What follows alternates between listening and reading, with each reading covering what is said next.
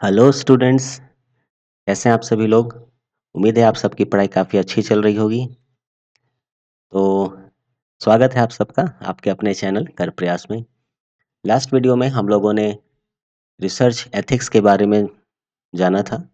क्या-क्या different point जो है वो किसी भी रिसर्चर को फॉलो करने चाहिए, ध्यान में रखने चाहिए related to some code of ethics, वो सारे डिटेल्स हम लोगों ने देखा। अब हम लोग आते हैं रिलायबिलिटी एंड वैलिडिटी के पॉइंट पर और इसे हम लोग समझते हैं। तो चलिए शुरू करते हैं। तो नेक्स्ट है हमारा reliability. Reliability is the extent to which an experiment, test और any measuring procedures yield the same result on repeated trials. कहने का मतलब ये है कि एज अ रिसर्चर जब आप किसी भी चीज़ पर रिसर्च कर रहे होते हैं या आप रिसर्च करते हैं और रिसर्च करने के बाद आपने अपने रिसर्च को आपने पब्लिश किया, ठीक है, आपने उसे पब्लिश किया। पब्लिश किया मतलब क्या है, आपने लोगों तक उसे पहुंचाया कि हाँ आपने ये वर्क किया है सच। तो आपने तो इसको इस पर वर्क किया, लेकिन अगर कोई थर्ड पर्सन या जितने भी लोग हैं, अगर वो चाहें कि फिर से इसी एक्सपेरिमेंट को परफॉर्म किया जाए या इसी डेटा को फिर से देखा जाए या इस डेटा को फिर से लिया जाए, यानी उस टेस्ट को या उस एक्सपेरिमेंट को अगर फिर से परफॉर्म करते हैं और रिजल्ट सेम नहीं आता है, इसका मतलब ये हुआ कि your data is not reliable.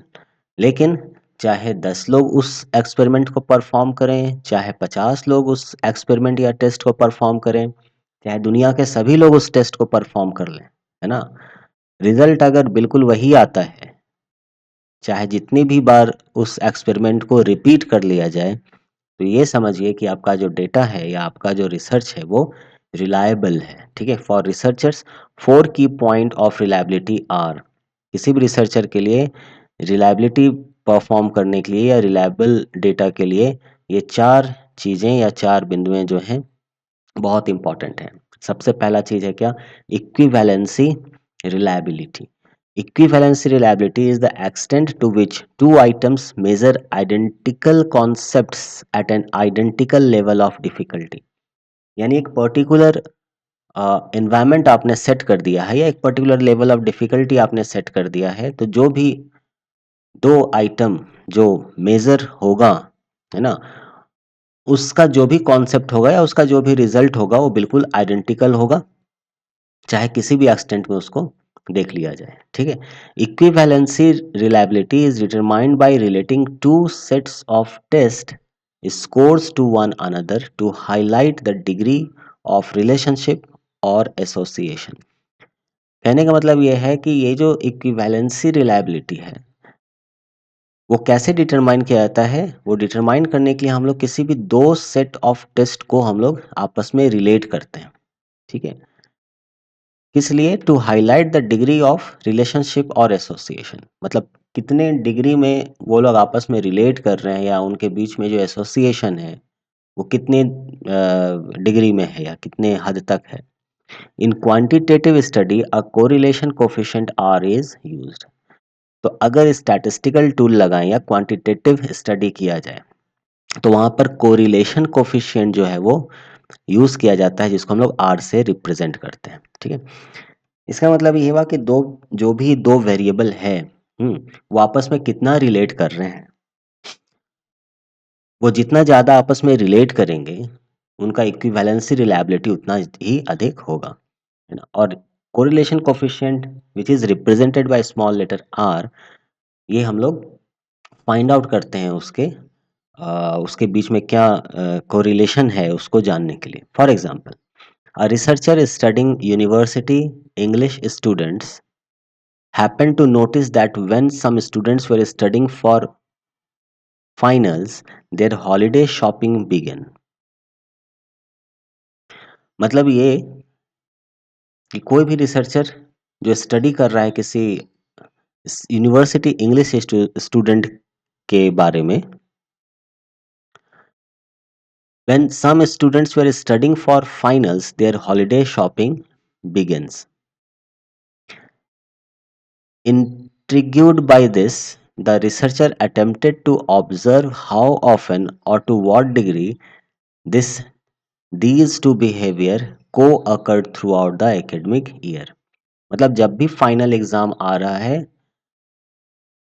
तो उनका जो हॉलिडे है वो स्टार्ट हो जाता है, ठीक है, या हॉलिडे शॉपिंग जो है वो स्टार्ट हो जाता है। तो ये एकेडमिक ईयर में ऐसा कितनी बार हो रहा है, अगर इस पर फाइंड आउट किया जाए या इस पर कोई एक्सपेरिमेंट किया जाए, मतलब इस पर कोई रिसर्च किया जाए, तब the researcher use the results of the observations to assess the correlation between studying throughout the academic year and shopping for gifts।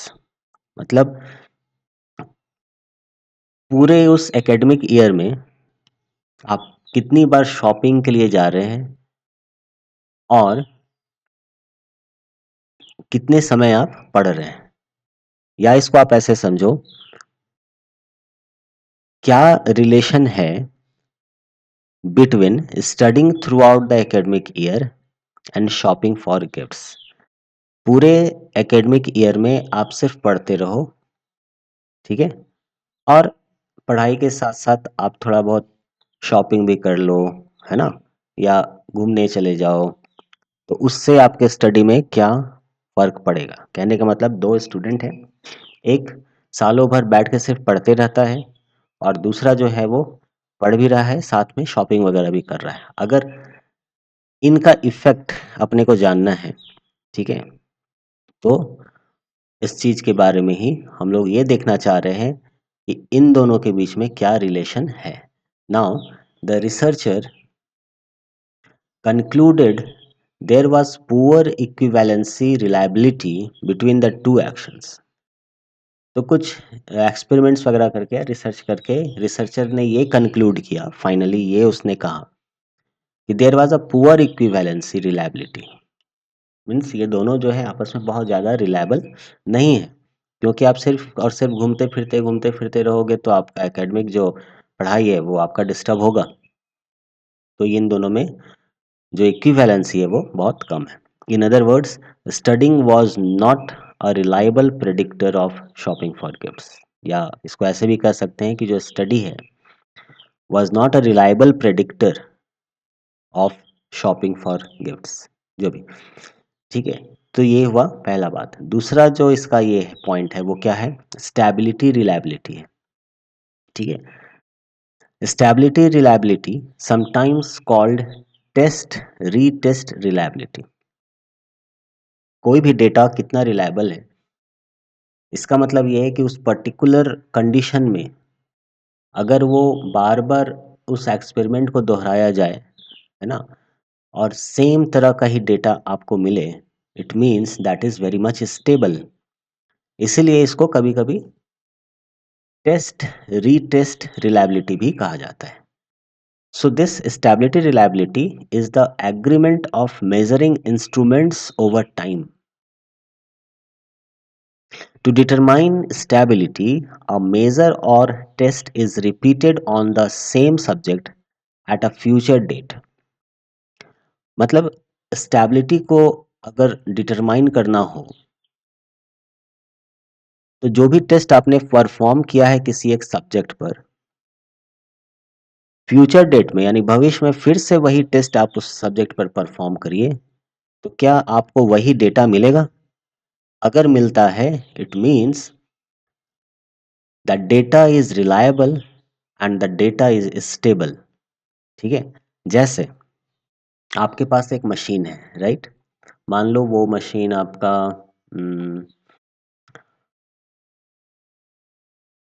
Temperature से रिलेटेड रख लो, या फिर स्पेक्ट्रोफोटोमीटर हो, ठीक है, या चलो टेम्परेचर रिलेटेड ही है ना, कि ये जो मशीन है हमारा ये 10 डिग्री सेल्सियस से 100 डिग्री सेल्सियस में वैरी करता है। आपने नया नया ये मशीन खरीदा है ना, तब तो ये बिल्कुल सही काम करेगा, लेकिन 3 साल के बाद, 4 साल के बाद, या 1 साल के बाद ही अगर आप इसको यूज करते हो तो क्या वो उतने ही एफिशिएंसी पर वर्क करेगा? शायद नहीं, है ना? क्योंकि बार-बार यूज़ होने से इसके जो अंदर के कॉइल होंगे, उनका एफिशिएंसी कुछ ना कुछ तो डाउन हुआ होगा, ठीक है? इसीलिए डेट वहाँ पर आपको स्टेबिलिटी नहीं मिलेगा, ठीक है? Now the results are compared and correlated with the initial test. जो भी आपने इनिशियल टेस्ट किया था, उसमें आपको क्या डेटा मिला और आपने बाद में क्या जो टेस्ट किया उसमें आपको क्या डेटा मिला, तो आपके दोनों डेटा के बीच में अगर डिफरेंस है, इट मीन्स वो स्टेबल नहीं है, और अगर डिफरेंस बहुत ज़्यादा है, इट मीन्स आपका जो डेटा है वो रिलायबल नहीं है, ठीक है? तो results are compared and correlated with the initial test to give a measure of stability, right? Now, example of stability reliability would be the method of maintaining weights used by the Bureau of Indian Standards, platinum objects of fixed weight। देखो जैसे हम लोग जो बटखरा बनाते हैं ना, कि ये जो लोहे का पत्थर है वो 1 केजी का है, उसमें 1 केजी लिखा है, तो किसने कहा कि वो 1 केजी का है ना? वो स्टैंडर्ड कहाँ बनता है, या वो स्टैंडर्ड जो 1 केजी है वो कौन डिसाइड करता है, ठीक है? तो इंडिया में जो ब्यूरो ऑफ इंडियन स्टैंडर्ड है वो लोग डिसाइड करते हैं, और वहाँ पर वो चीज़ें कैसे होती हैं, तो platinum objects of fixed weight, है ना? उतना प्लैटिनम जो 1 केजी रिप्रेजेंट करेगा, उतना प्लैटिनम को रख करते हैं, और फिर उसको उसके वेट पर आयरन का वेट, क्योंकि हर जगह आप प्लैटिनम नहीं भेज सकते हो, ठीक है? तो उतने वेट का आयरन आप वेट कर लोगे, और उससे ही फिर एक स्टैंडर्ड बटखरा जो लोहा का होता है वो बन के रेडी हो जाता है, ठीक है? तो platinum objects of fixed weight, suppose 1 kilogram etcetera, are kept locked away. तो एक पर्टिकुलर फिक्स टेम्परेचर होता है, क्योंकि हम लोग को पता है कि अगर आयरन है उस वो अगर टेम्परेचर वैरी करेगा तो आयरन जो है वो क्या होगा, एक्सपैंड करेगा, ठीक है? अगर टेम्परेचर कम होगा तो क्या होगा, उसका मास क्या होगा, वो श्रिंक कर जाएगा। तो इस कारण से उसके डेंसिटी में फर्क पड़ेगा, ठीक है? और कहीं ना कहीं उसके मास पर भी हो सकता है फर्क पड़ जाए, है ना? इसीलिए उसको प्लैटिनम, क्योंकि बहुत ज़्यादा टेम्परेचर पे वैरी नहीं करता, है ना? इसलिए प्लैटिनम के एक फिक्स मास मान लो 1 केजी लेकर के, और एक पर्टिकुलर कंडीशन पर, एक पर्टिकुलर टेम्परेचर पर उसको लॉक कर दिया जाता है, ठीक है? सालों साल तक वो लॉक रहता है, और ये सारी चीज़ें ब्यूरो ऑफ इंडियन स्टैंडर्ड जहाँ है वहाँ पर ये चीज़ें की जाती हैं। वंस ईयर, साल में एक बार, दे आर टेकन आउट, बाहर निकाला जाता है, एंड वेट, उसका फिर वेट किया जाता है, देखा जाता है कि उसमें कुछ वेरिएशन हुआ है या नहीं हुआ है, ठीक है? allowing scales to be reset so they are weighing accurately। फिर से स्केल को रीसेट किया जाता है ताकि वो अगर अपने स्टैंडर्ड वेट से बढ़ गया है तो क्या होगा, पूरे मार्केट में बढ़ा हुआ 1 केजी मिल जाएगा। यानी 1 केजी का जो बटखरा आप बना रहे हो वो अब 1 केजी नहीं रहा, वो 1 केजी 10 ग्राम हो गया, 1 केजी 100 ग्राम हो गया, ठीक है? इसीलिए ऐसा ना हो, साल में एक बार इस प्लैटिनम ऑब्जेक्ट को जो है जिसका मास फिक्स्ड है या वेट फिक्स है उसको बाहर निकाला जाता है, उसको फिर से वे किया जाता है, और अगर उसमें कुछ वेरिएशन हुआ है तो फिर से उसको स्टैंडर्ड स्केल में रीसेट किया जाता है, ठीक है? ताकि जो वे करने का जो एक्यूरेसी है वो मेंटेन रहे सालों साल तक, ठीक है? Now keeping track of how much the scales are off from year to year establishes a stability reliability for these instruments। अब जैसे आयरन को रख देंगे प्लैटिनम की जगह, तो वो हो सकता है एक साल में बहुत ज़्यादा वैरी कर जाए। मान लो आप गोल्ड को रख दोगे कि भाई गोल्ड हम रख दें, कोई किसी ने सिल्वर देखा कि हम सिल्वर को रख दें, कोई बोलेगा कि ठीक है हम मर्क्यूरी रख देंगे, ठीक है? 1 केजी मर्क्यूरी रख देंगे, तो हो सकता है इनमें वेरिएशन बहुत ज़्यादा हो जाएगा। यानी इनका स्टेबिलिटी रिलायबिलिटी बहुत हाई रहेगा, मतलब बहुत कम होगा, है ना? तो ये बहुत स्टेबल नहीं है, इनमें मास चेंज या वेट चेंज बहुत ज़्यादा देखने को मिलेगा, ठीक है? इसलिए हम लोग इसको एक रिलायबल फॉर्म में नहीं ले सकते। बट प्लैटिनम की अगर बात करें तो प्लैटिनम जो है उसका स्टेबिलिटी रिलायबिलिटी इन सबसे अधिक है, वो ज़्यादा स्टेबल है, इसलिए इसको हम लोगों ने सेलेक्ट कर लिया, ठीक है? तो दूसरा था स्टेबिलिटी, रिलायबिलिटी। थर्ड में आते हैं, वो है इंटरनल कंसिस्टेंसी। ठीक है, जो थर्ड है वो है इंटरनल कंसिस्टेंसी। तो रिलायबिलिटी को लेकर के जो 4 डिफरेंट पॉइंट्स हैं वो हम लोग स्टडी कर रहे हैं। पहला था इक्विवेलेंसी रिलायबिलिटी, जो दूसरा था वो था स्टेबिलिटी रिलायबिलिटी। अब जो थर्ड है ना, वो है इंटरनल कंसिस्टेंसी। इंटरनल कंसिस्टेंसी क्या होता है? तो internal consistency extent is the extent to which tests or procedures assess the same characteristic, skill or quality. This is internal consistency. It is a measure of the precision between the observer or the measuring instruments used in a study. यानी observer और जो भी measuring instrument है जो study में use किया जा रहा है उसके बीच में कितना प्रेसिजन है, कितने प्रेसिजन को ये मेज़र कर रहा है, वही उसका इंटरनल कंसिस्टेंसी होता है। यानी कितने सही तरीके से वो मेज़र कर रहा है वो इंस्ट्रूमेंट, है ना, वो उसका इंटरनल प्रॉपर्टी होगा, तो वो कहलाएगा इंटरनल कंसिस्टेंसी। ठीक है, जैसे वेइंग मशीन ये सब है तो उसमें क्या होता है कि इलेक्ट्रॉनिक बना हुआ है ना, वो इलेक्ट्रॉनिक है। तो हो सकता है ना उसमें वे करते करते करते करते कुछ इंटरनल एरर्स आना शुरू हो जाए, या फिर वो जितना एक्यूरेट वे वे कर रहा था अब वो उतना एक्यूरेट वे नहीं कर रहा हो, है ना। तो होते हैं उसके कुछ कुछ जो चिप्स वगैरह होते हैं, chips in the sense electronic chips वगैरह जो होते हैं वो धीरे धीरे खराब होने लग जाते हैं, है ना। और भी बहुत सारे रीज़न होते हैं। तो अब प्रेसिजन उतना नहीं मिल रहा है।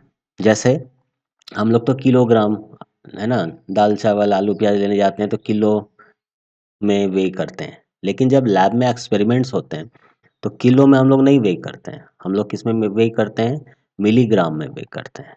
कहाँ तो किलोग्राम, कहाँ तो ग्राम, कहाँ तो मिलीग्राम। ठीक है, एंड दिस इज 10⁻³ ग्राम,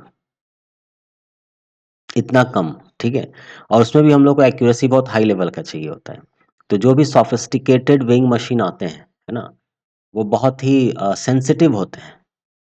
तो उनका रख रखाव बहुत ज़रूरी है कि अच्छे से किया जाए। लेकिन अगर ऐसे ही फेंकवा-बिगवा करके रख दिया जाए, उनकी साफ-सफाई ना की जाए, है ना? उनका ढंग से उनको जगह पर ना रखा जाए, तो क्या होगा कि उन वो जो सेंसिटिव है, तो उस कारण से वो मशीन खराब हो जाएगा। तो हो सकता है कि 1 महीने के बाद, 4 महीने के बाद उसका जो प्रिसिज़न लेवल है, वो डाउन हो जाए।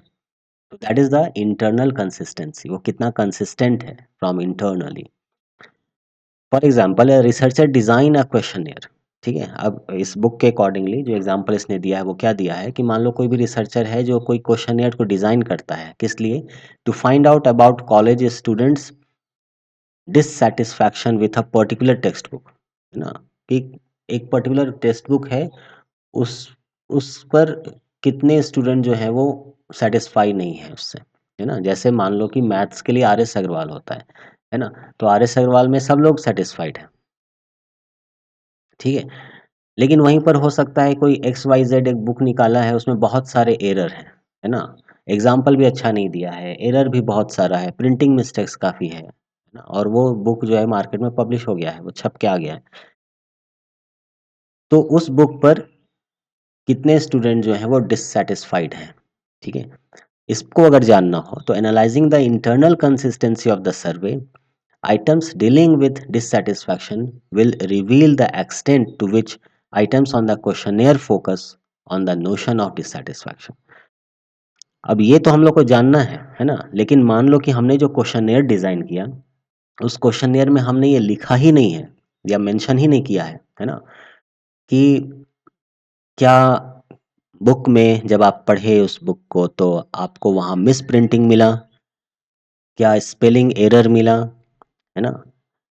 इस तरह के हमने क्वेश्चन लिखे ही नहीं है, ठीक है? बस हमने पूछा कि बाहर से दिखने में किताब कैसा लग रहा है, उसके पेज अच्छे हैं कि नहीं हैं, है ना? पेज पलटने में फट तो नहीं जाता है ना? वो जो प्रिंटिंग है, वो प्रिंटिंग अच्छे से दिखता है कि नहीं दिखता है? अब ये बेतुका सवाल किए जा रहे हैं। टू द पॉइंट हम आ ही नहीं रहे हैं कि भाई पूछें तो हमको तो उसके डिससैटिस्फैक्शन के रिगार्डिंग जानना है ना। तो कोई भी स्टूडेंट जब कोई किताब पढ़ेगा या पढ़ेगी तो वो उस किताब से डिससैटिस्फाई कब होगा? पहला, जब वहाँ पर बहुत सारे प्रिंटिंग मिस्टेक होंगे, ठीक है? दूसरा, कि जब बहुत अच्छे से वहाँ चीज़ों को प्रेज़ेंट नहीं किया जाएगा। तीसरा, एग्ज़ाम्पल्स नहीं दिए हुए होंगे। चौथा, पिक्टोरियल वे में नहीं समझाया जा रहा होगा, ठीक है? तो ये जो डिफरेंट पॉइंट्स है related to dissatisfaction of that thing, अगर आप इस पर ही क्वेश्चनियर नहीं बनाओगे तो रिजल्ट आपका क्या आएगा? कुछ नहीं आएगा, ठीक है? तो जो भी आपने क्वेश्चनियर डिजाइन करा है, अगर आपके प्रॉब्लम से रिलेटेड वो क्वेश्चनियर नहीं डिजाइन होगा प्रॉपरली, तो आप टू द पॉइंट अपने रिसर्च प्रॉब्लम को सॉल्व करने के लिए नहीं पहुंच पाओगे। और यही होता है इसका इंटरनल कंसिस्टेंसी। इट मीन्स आपका इंटरनल कंसिस्टेंसी इस रिगार्डिंग सही नहीं रहा, ठीक है? तो ये बातें, नेक्स्ट जो है वो क्या है? Interrater reliability. This is interrater reliability. अब ये क्या है भाई? It is the extent to which two और मोर इंडिविजुअल्स, कोडर्स और रेटर्स, है ना, इसलिए यहाँ पर है रेटर के नाम पर ही रखा हुआ है। This is rater, inter rater reliability, right? This is inter rater, यानी दो रेटर है, चाहे कोडर हो रेटर हो, रेटर हो रेटर हो, कोडर हो कोडर हो, right? So inter rater reliability, so it is the extent to which two और मोर इंडिविजुअल्स एग्री। मतलब कि आपने एक क्वेश्चनियर डिजाइन किया, आप फील्ड में गए, आपने डिफरेंट क्वेश्चंस पूछे, आप डिफरेंट इंडिविजुअल का डेटा लेकर के आए, है ना? अब उस डेटा को चेक करने वाला कोई होगा जो उसको रेट करेगा, सपोज। हम्म। तो आपके क्वेश्चनियर पे किसी ने आपको आउट ऑफ 10 6 पॉइंट दिया, ठीक है? आउट ऑफ 10 6 पॉइंट दिया। दूसरा जो रेटर है उसने आपको आउट ऑफ 10 आपको 8 पॉइंट दिया। तो हो गया ना वेरिएशन? कोई आपको 6 पॉइंट दे रहा है, कोई आपको 8 पॉइंट दे रहा है। जैसे अमेज़न में आप कोई प्रोडक्ट खरीदते हो, ठीक है? तो वहाँ पर आप देखते हो कि नीचे में रेटिंग दिया हुआ है ना? कौन कितना, या गूगल प्ले से आप कोई एप्लीकेशन डाउनलोड करते हो तो भी उसका रेटिंग होता है, and different as such rating चलता है। तो आउट ऑफ 10 आउट ऑफ 5 आप क्या रेटिंग दे रहे हो, ठीक है? मोबाइल भी आप खरीदते हो तो उसका भी रेटिंग होता है ना, कि ये मॉडल का और ये रेटिंग है। तो जितना ज़्यादा रेटिंग होता है आप उस पर थोड़ा सा आपका ध्यान ज़्यादा जाता है, राइट? तो लोग अपने अपने अकॉर्डिंगली रेटिंग देते हैं, राइट? तो that is called as inter rater reliability. So inter-rater reliability addresses the consistency of the implementation of the rating system. कितना कंसिस्टेंट है implementation of the rating system, rating system को implement करने में, है ना, जो भी कंसिस्टेंसी है वो ये एड्रेस करता है। जैसे a test of inter rater reliability would be the following scenario. क्या है? तो टू और more researcher are observing a high school classroom. मान लो कि दो ऑब्जर्वर है ना? एक ऑब्जर्वर है ये और एक ऑब्जर्वर है ये। दोनों भाई साहब गए एक क्लासरूम, जो इंटर स्कूल क्लासरूम है, इसको ऑब्जर्व करने के लिए, ठीक है? तो दोनों का ऑब्जर्वेशन अलग होगा। हो सकता है ना कि दोनों 5 में 5 दे दें। ये भी तो हो सकता है कि एक की खातिरदारी बड़ी अच्छी भी होगी, है ना? मस्त समोसा वमोसा चला होगा, चाय वाय एकदम चला होगा, आइसक्रीम वाइसक्रीम लाया होगा, उसको खिलाया होगा, ऑब्जर्वर खुश हो गया, 5 आउट ऑफ 5 दे दिया। दूसरा जो है उसको चाय फीका लगा होगा, बोला है क्या चाय बना के दिया है तो उसने 3 रेटिंग कर दिया, ठीक है? तो पर्सनल एरर भी यहाँ पर आ सकता है, जो भी। तो मान लो कि a test of this two और more researcher are observing a high school classroom. If one researcher give 1 to a student response, while another researcher gives a 5, obviously the inter-rater reliability would be inconsistent. वही बात की ना, मान लो इसको चाय-वाय अच्छा मिला होगा, बहुत स्वादिष्ट मिल गया, खाना-पीना, मिक्सचर, बिस्किट सब बढ़िया चला, है ना? और रिसर्चर खुश, बोला बहुत बढ़िया आपका क्लासरूम है भाई, है ना? और इसने 5 आउट ऑफ 5 रेटिंग कर दिया, ठीक है? अब जब ये पहुँचा देखने के लिए, तो उस समय हो सकता है लाइट चली गई होगी, हो सकता है समोसा जो बनाता है दुकान बंद करके कहीं चला गया होगा, दूसरी जगह से समोसा लाया, टेस्टी नहीं था, है ना? चाय में चीनी कम पड़ा होगा, जो भी रहा होगा, इसकी खातिरदारी अच्छी नहीं हो पाई, तो ये भाई साहब ने 2 आउट ऑफ 5 दे दिया। तो कहाँ 5 आउट ऑफ 5 है, कहाँ 2 आउट ऑफ 5 है।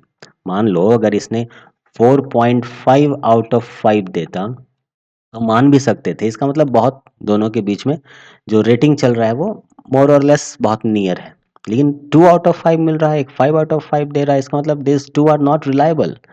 इसका मतलब या तो ये गलती कर रहा है या तो ये गलती कर रहा है, ठीक है? इसका मतलब किसी थर्ड को भेजना पड़ेगा देखने के लिए, ये एक्चुअल में क्या है, जाओ जी ज़रा देख के आओ, ठीक है? तो कोई अगर रेटिंग कर रहा है 1 और कोई रेटिंग कर रहा है 5, it means inter-rater reliability would B inconsistent, consistent नहीं है, कंसिस्टेंसी नहीं है इसमें, ठीक है? So inter-rater reliability is dependent upon the ability of two or more individuals to be consistent. इसीलिए कि ये कंसिस्टेंट होने चाहिए, ये भी कंसिस्टेंट होने चाहिए, तभी आपकी जो रेटिंग आएगी। कंसिस्टेंट होने का मतलब ये है कि आपको समोसा चाय से खुश होने की आवश्यकता नहीं है। आप वहाँ पर रूम को ऑब्जर्व करने गए हो, आप हाई स्कूल क्लासरूम को ऑब्जर्व करने गए हो, तो आप क्लासरूम में जाके देखो लाइट प्रॉपर है या नहीं, छत से पानी तो नहीं चू रहा है, पंखे का सिस है या नहीं है, बेंच वगैरह बैठने के लिए है या नहीं है, बोर्ड वगैरह सब है या नहीं है, ठीक है?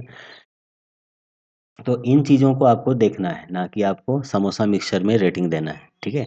तो individual should be consistent, individual को कंसिस्टेंट होना चाहिए। Training, education and monitoring skill can enhance inter-rater reliability. अब इंटर-रेटर रिलायबिलिटी को अगर एनहांस करना है, तो क्या करना होगा, आप उसको ट्रेनिंग दीजिए, है ना? नहीं तो बहकावे में आ जाएगा, चाय समोसा खा कर के रेटिंग दे के आ जाएगा, है ना? आप उसको ट्रेनिंग दीजिए, आप उसको एजुकेट करिए, आप उसको बताइए कि आपका जो पर्पस है, आप उस पर्पस पर रेटिंग दीजिए, है ना? ना कि पर्पस से हट के रेटिंग दीजिए। देन मॉनिटरिंग स्किल, मॉनिटर कैसे करना है, ठीक है? उस स्किल को आप डेवलप कराइए उसमें, एंड देन आप जो है उस इंडिविजुअल को भेजिए कहीं भी रेटिंग वगैरह करने, या कोडर के रूप में आप उसको भेजिए, ठीक है? तो इस तरह से इंटर रेटर रिलायबिलिटी इन्हांस हो सकता है, इंक्रीज हो सकता है। तो ये सारी जो चीज़ें थी, वो चीज़ें थी हमारी रिलायबिलिटी एंड वैलिडिटी के अंदर में। जो भी रिलायबिलिटी के बारे में हम लोग बात कर रहे थे कि डेटा हमारा कितना रिलायबल है ना? कितना फ्रूटफुल है। कोई भी व्यक्ति अगर 10 साल के बाद भी उस डेटा पर फिर से काम करे, या उस पर्टिकुलर टॉपिक पर फिर से काम करे, तो उसको एग्जैक्ट वैसा ही डेटा मिलेगा, उसमें ज़्यादा चेंजेस नहीं होगा, है ना? जैसे आपने जो वर्क किया, अगर उसमें मान लो आपको रिजल्ट आ रहा है 2, 4, 8 लाइक दैट, सपोज मान लो, ठीक है? तो 10 साल के बाद भी अगर इसमें काम होता है और 1.8, 3.9, 7.5 कुछ ऐसा रिजल्ट आए after 10 year, this is 10 year बाद में, है ना? This is at present and this is after 10 year, ऐसा आ रहा है। और मान लो कि आफ्टर 10 ईयर किसी डेटा में ऐसा आ जाए 0.5, 2.1 एंड 3.0, तो ये ज़्यादा रिलायबल आप कहोगे या ये ज़्यादा रिलायबल आप कहोगे? डेटा बहुत ज़्यादा वैरी कर रहा है, ये उतना रिलायबल नहीं है ना? लेकिन यहाँ से यहाँ होना 10 साल में, it means your data is reliable, ठीक है? अब ये जो रिलायबिलिटी है, 4 की टाइप्स हैं इसके। इसके 4 प्रकार हैं, 4 तरह हैं। कौन-कौन सा? एक इक्विवेलेंसी रिलायबिलिटी होता है, दूसरा जो है वो क्या होता है आपका, स्टेबिलिटी रिलायबिलिटी होता है, कितना स्टेबल है रिलेटेड टू दैट। इसके बाद इंटरनल कंसिस्टेंसी होता है, यानी मशीन जो आप यूज़ कर रहे हो, आज से 10 साल पहले जिस मशीन को आपने यूज़ किया, उसी मशीन को यूज़ अगर आप कर रहे हो, तो हो सकता है वो चेंज हो गया है ना, वो तो कुछ ना कुछ उसमें खामियाँ आ गई हैं, तो वो वैरी कर जाएगा, वो स्टेबल नहीं रहेगा। और 10 साल पहले आपने जिस इंस्ट्रूमेंट को यूज़ किया था, आज 10 साल के बाद बहुत सारे इंस्ट्रूमेंट चेंज हो गए, सोफिस्टिकेटेड इंस्ट्रूमेंट आ गए, तो हो सकता है वहाँ भी वैरी कर जाएगा। तो वो इंटरनल कंसिस्टेंसी यहाँ भी रिलायबिलिटी में ये होता है, इफ़ेक्ट होता है। And then inter rater reliability. आज से 10 साल पहले जिन जो लोग गए थे बड़े ईमानदार थे, लेकिन वहीं पर आज से 10 साल के यानी उस दिन से 10 साल के बाद जब जाएँगे, है ना? या आज जाएँगे, है ना? तो क्या होगा कि हो सकता है ईमानदार ना रहे हों या उनको ट्रेनिंग अच्छा ना मिला हो, उनको ये नहीं पता हो कि मॉनिटरिंग वगैरह स्किल क्या है। या ये भी हो सकता है कि उनको काफ़ी एडवांस लेवल में बताया गया हो, समझाया गया हो, सिखाया गया हो, तो और बेटर वे में ये करेंगे। तो इन सब चीज़ों से क्या होता है, रिलायबिलिटी इफ़ेक्ट होता है, या ये कह लो कि ये सारे जो है रिलायबिलिटी के टाइप्स हैं, ये सारा कुछ। तो इस वीडियो में हम लोग रिलायबिलिटी तक ही रहते हैं। जो नेक्स्ट वीडियो है इसमें हम लोग वैलिडिटी के बारे में बात करेंगे, ठीक है? तो स्टूडेंट्स, उम्मीद है आपको चीज़ें समझ में आ रही होंगी। आप पढ़ाई करते रहिए। All the very best.